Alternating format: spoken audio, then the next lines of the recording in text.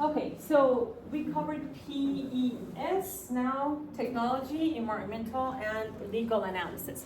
So for technology, you need to go to the website, I just pulled it up, Global Innovation Index.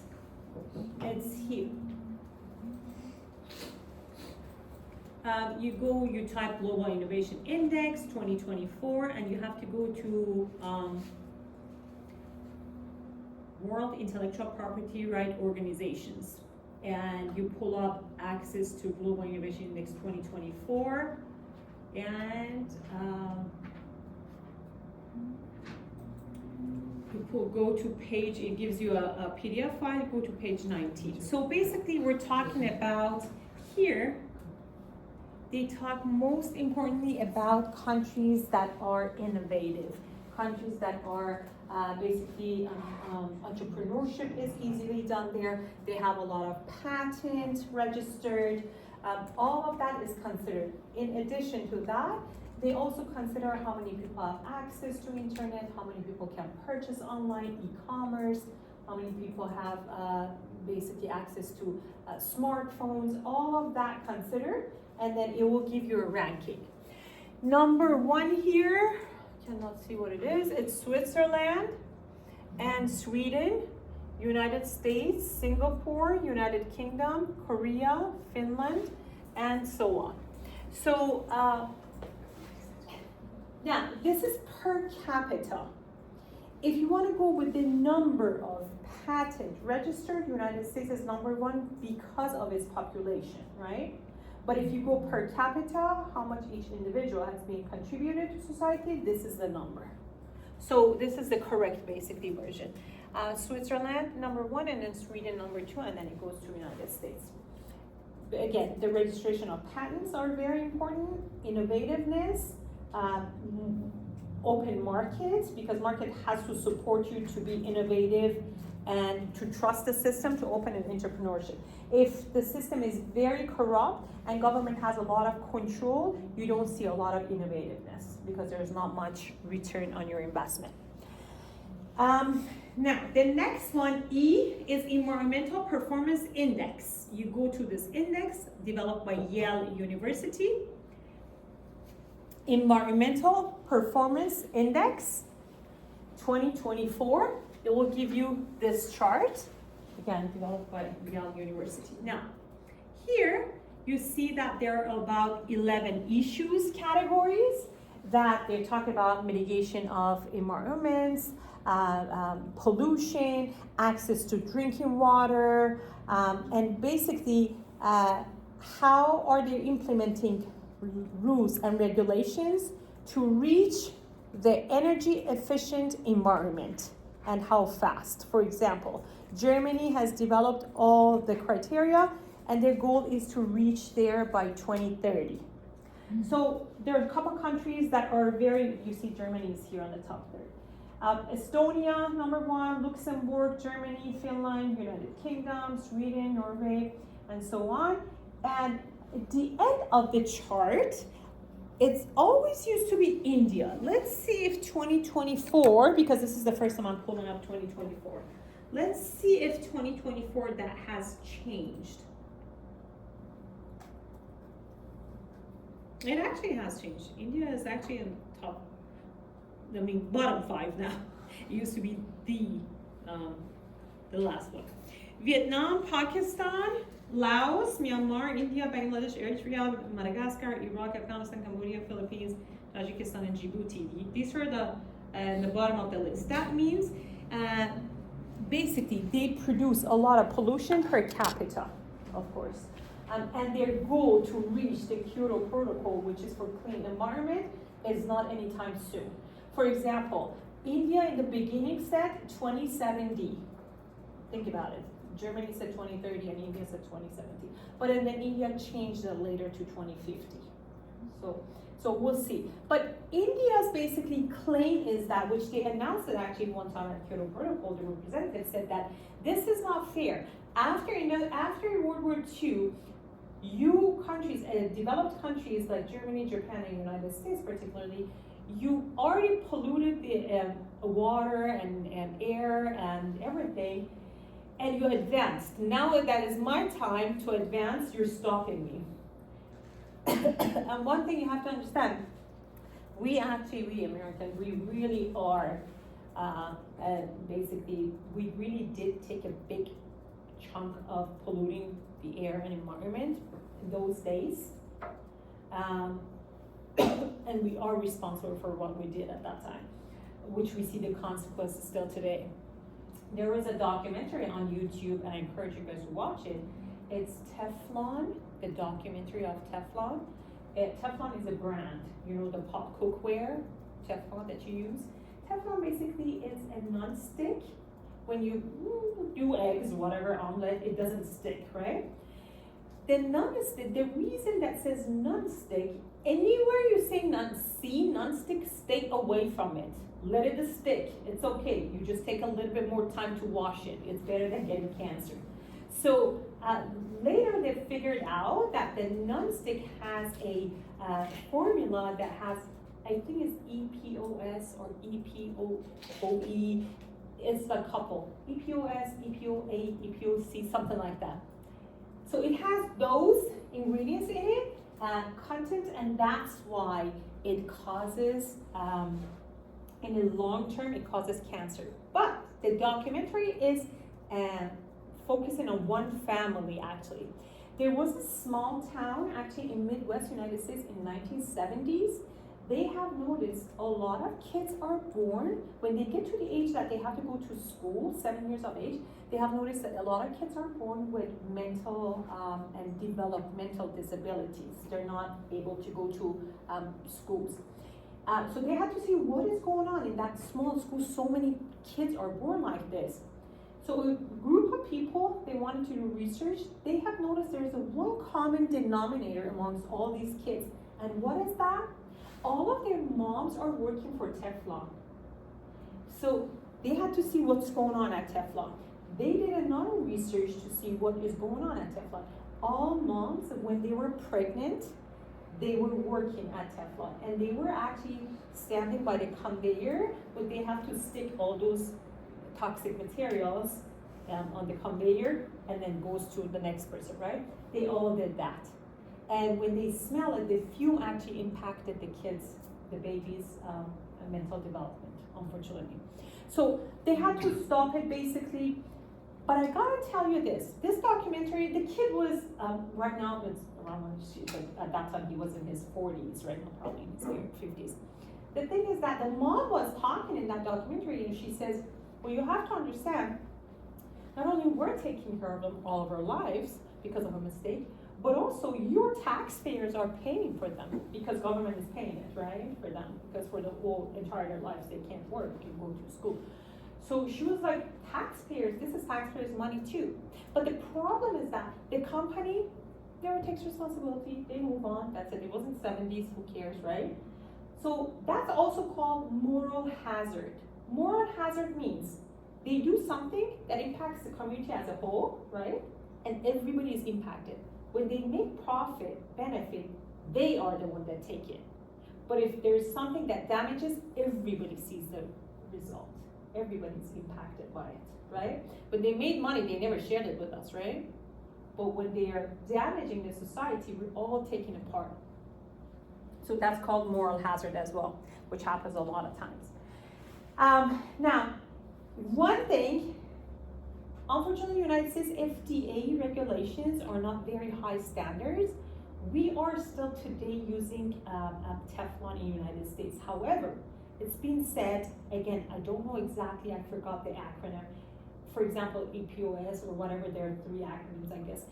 2 of them are banned in the United States, but the 3rd one is still used in our Teflons in the United States, which is as bad. So if you read all the other researches, it says it's as bad, don't do it. European Unions, they have stopped it completely. A long time, I think in the 80s or 90s, they have stopped it, European Union. Nobody is allowed to use that one. You guys have Teflon over there that you use? We don't have Teflon, but we have other options for non-stick pans. Exactly, yeah. So yeah, it says that European Union already stopped it, and we put FD under pressure here in the United States. They removed like 2 of them from the list. Okay, you cannot use these 2, but the 3rd one is still available, which is as bad, honestly. So we always give some options to corporations. So be very, very careful. It's very toxic. It's not good. Anything non-stick, anything plastic that you're using for cookware, spatula, anything, stay away from it. Try to do stainless steel or like wood probably. Now, that's as far as the environment, that was an example that we were also contributing to the environment as well. And that's what India's claim was at the meeting. They're like, okay, you guys already did a lot of damage to the society. Now it's my turn to grow very fast and you're stopping me. So you go to this one for environment, and then the last dimension, which is legal. So let's go to the same line that I formed for you guys. I said, for example, political and economics. Let's say this is legal. We have different types of legal systems. The main types are civil law, common law, and theocratic law. Now, anybody knows what is United States legal system?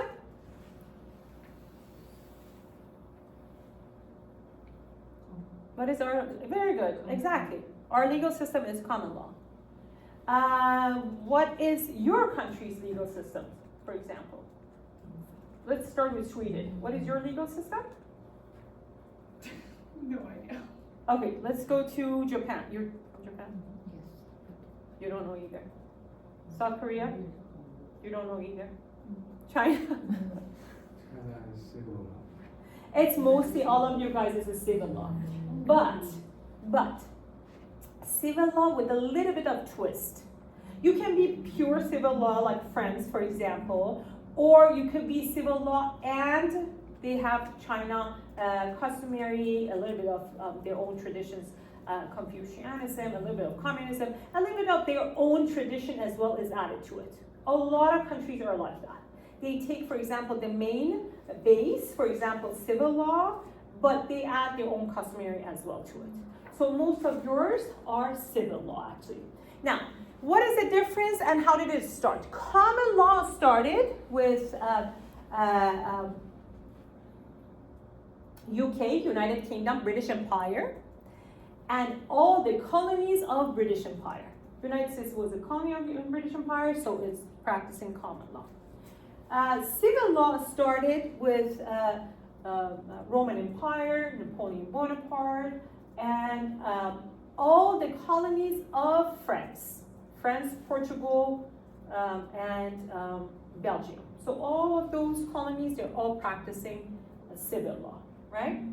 Theocratic regime are the ones that their judicial system and their laws is based on religion. Anything religion says, that they're gonna implement it in the judicial system, in a court of law. Now, what is the difference between these two? Civil law, it's a written, coded law. It's a book, it's written, codes are there. You do something wrong, you come to court, there is a judge, they open, the number says this, the code, and this is the verdict, this is the result you get right here. That is civil, coded, written law. There's one judge, and usually there is no juries there to decide. So what common law says it makes it very vulnerable to buy that one judge. You can bribe that one person, and they will change the verdict for you, right? The result for you. So what do? We like to eliminate that, or actually make sure that it doesn't happen. Therefore, we're gonna have 12 common people with common sense, which are called juries, right? That's what we say common law. Common people with common sense. So they'll come here and they will decide. At the end, judge will give the sentence, right? But the verdict is by juries. They will say guilty or not guilty. And then based on that one, judge will give you the sentence. So now, you see the problem here is that with common law, we said 12 common people with common sense. First of all, when we don't have common sense, what do? Nobody in this world has common sense anymore, honestly, including myself, right? I don't see anyone in this world having common sense anymore. That's why the world is like a mess that we see today.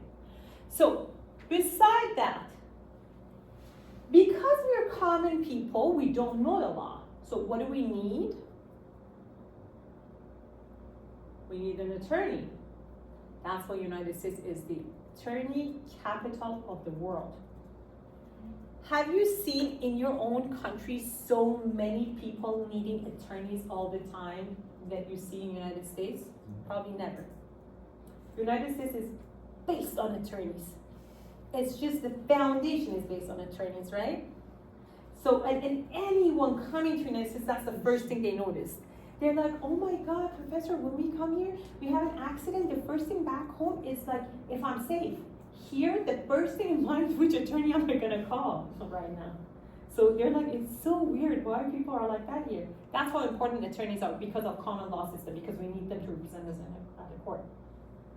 So now, the problem is that, remember we said you want to have common law because it's very easy to buy that one judge, right? But here, it's the same thing because we buy that one lawyer. And have you noticed when you're very wealthy in the United States, you buy the best lawyer and you get away with it?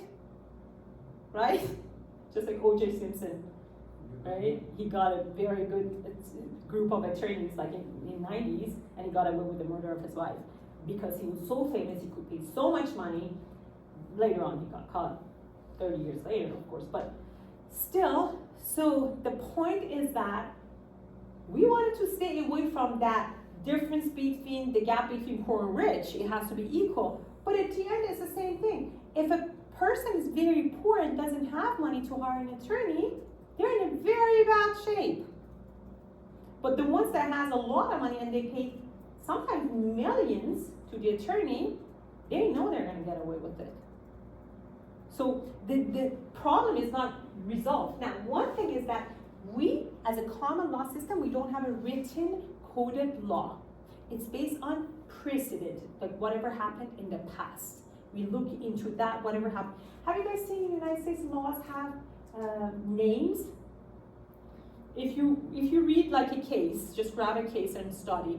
The cases most have like Mr. Hoffman versus State of California, Mr. Hoffman versus County of Orange, or they say, for example, I don't know, Heather's Law, Amber's Law we have right now. Amber Law, that comes to your phone, Amber Law, because Amber was a girl that was adopted and they didn't act very fast, so finally they went to court and passed a law under her name because there is no written law. You can pass the law under the name of the person that happens. Then, the second person, if exactly the same case happened to the second person, and it's the same state, because each state has its own law as well, same state, you can go refer to the precedent law. If it's a new one, the case is a little bit twisted and different, you can have your own law under your name. So that's why ours is not a written coded law. This scenario gives a lot of room for attorneys to play with it. You see what I'm saying? Because it's not written, coded law that is just right there, this. So it's based on interpretation. That's why we need attorneys to interpret for us. Let me give you an example. A while back, one of my students contacted me and said, hey, Professor, I want to see you. So I went, we met on campus one day, and he was a very big guy, huge guy, and then all of a sudden I saw him very small. I'm like, wow, what happened? So he said, remember, I was in your class when I got married, and he was in my class. That's when he took a couple days off, and we were talking about legal system, so that's what he called me. He wanted to talk to me, to say, do you remember I got married? And like, he brought his pictures, we watched it and all that in class. So he said, do you remember all that? And we talked about the legal system. I'm like, yeah. He's like, okay, I want to tell you something. My wife is in jail right now. It's in federal prison. I'm like, wow. So that's why he lost a lot of weight. So he says, after a while, he noticed that his wife did something, and she had an accomplice. And I'm not going to say what she did, but she had an accomplice together. He was from a very wealthy family. He didn't have money, but the parents did. So he said, my parents hired an attorney, and they paid, this is 15 years ago, they paid $60,000, right, to the group of attorney. She got 5 years in federal jail, federal prison in Fresno. She went. Her accomplice, because they didn't have money, she had to serve 15 years. They did exactly the same thing. They were accomplices. They did it together. So he was telling me, do you remember that you talked about like common law in the class and you were saying how important it is? It exactly happened to me. Because my parents paid $60,000 to the attorney. We got a very good group of attorney and we could reduce it to 5 years. But she couldn't, the accomplice couldn't, and she got 15 years in federal jail, federal prison. So this is basically, we did not solve the problem of what we claimed in the beginning about civil law, unfortunately. And you know that in the United States, any citizen, we have to, if you have a common sense, if you don't have any problem and all that, we have to serve as juries, which is a very difficult task. And we talked about it, the theocratic law is based on religion. Now, one thing, a lot of people, when they go, business people, companies, when they go, for example, countries like the United Arab Emirates, they get a lot into trouble. They put themselves in trouble. Because in our mind, Saudi Arabia is a very religious country. Sometimes you're very careful when we're in Saudi Arabia. But United Arab Emirates, it looks very Europeanized, like you don't feel it, and you do stuff that you shouldn't be doing. The law, it's almost exactly as Saudi Arabia's law, and people put themselves in trouble all the time. All the time. Constantly. For example, drinking at home, partying, going to parties, having a lot of drinks. As simple as that, you can go to jail for that. After 12 p.m., it was a case, an Australian man, the neighbor called, and he's in jail. He's still in jail. He went there for like a visit, and he's still in jail.